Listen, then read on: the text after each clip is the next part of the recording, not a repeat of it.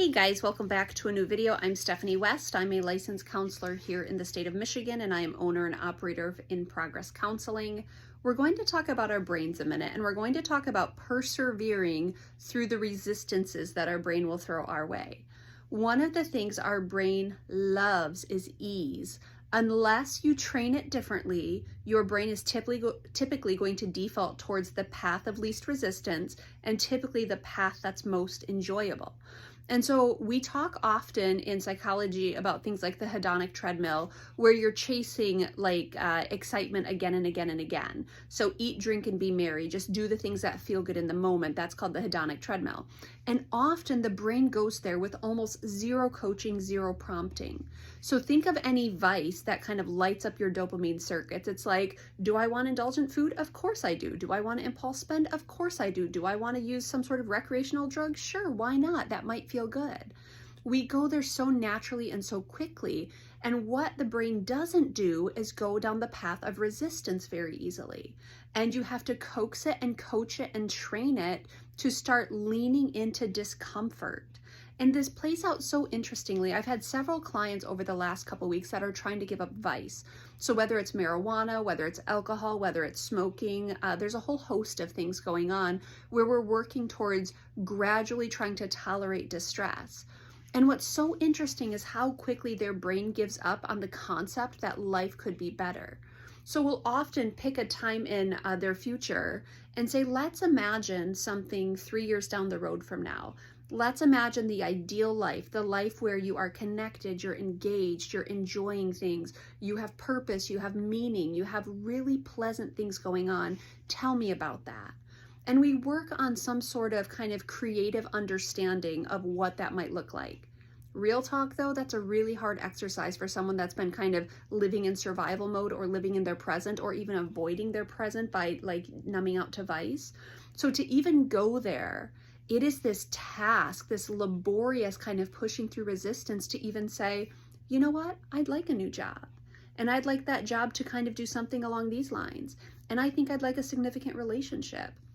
And I'd like to buy a house someday, or I'd like to have children, or I would like to, start a new hobby. Their brains don't go there without a lot of active coaching saying, think a little bit harder, think a little bit deeper, think a little bit more, expand it out a little bit.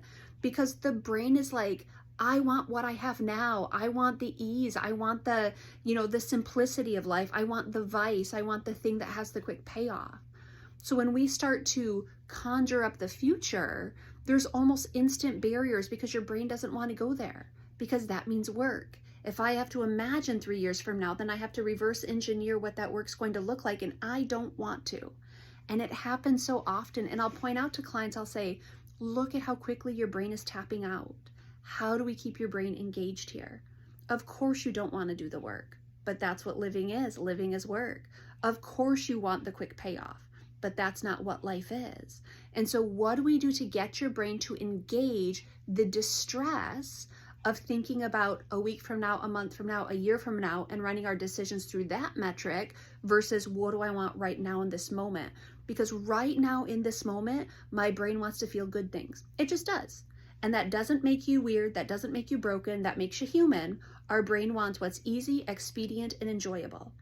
And it takes discipline to say, hey, in this moment, this quick payoff is going to cost me, so I'm going to do the wise thing right now and tolerate distress or tolerate big emotions or lean into discomfort or go seek out connection in an appropriate way where I can process through things, or go to the gym and process through anger on a punching bag, or go to a support line and ask for help. Our brain doesn't want to do that. That feels hard. That feels scary.